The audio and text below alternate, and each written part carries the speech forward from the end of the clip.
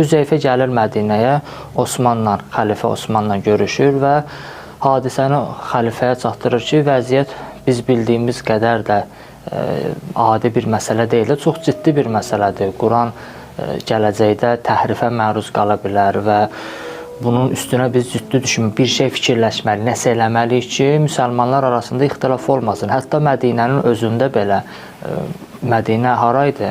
Xəlifənin yaşadığı bir şəhər idi də, orada da sahabələr arasında, Quran oxuyanlar şəxslər arasında gördün ki, ixtilaf düşürdü, hətta dalaşma xəttinə gəlib çatırdılar.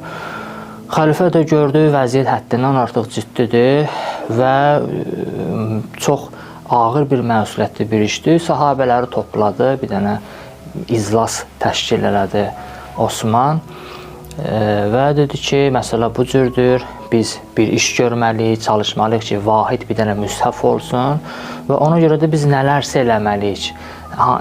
Biz bir olmalıyıq, birlikdə bu işi görməliyik ki, bütün İslam məmləkətlərdə vahid bir dənə müshaf olmalıdır. Yəni, hər bir sahabəyə məxsus müshaf olmamalıdır.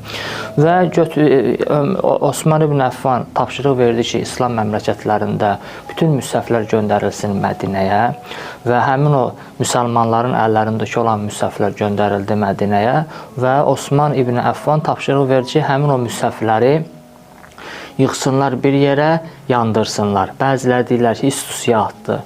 Və bu hərəkətinə bəziləri xəlifəni qınadılar ki, düzgün hərəkət eləməyiblər, bəziləri alqışladılar. Həzrət Əli əleyhissalamdan hədis var bununla bağlı. Əli əleyhissalam buyurur ki, Osman ibn Əffan burada səhv bir iş görmədi. Mən də Osmanın yerinə olsaydım, bu işi görərdim. Belə bir söz nəql olunur Həzrət Əli əleyhissalamın adından.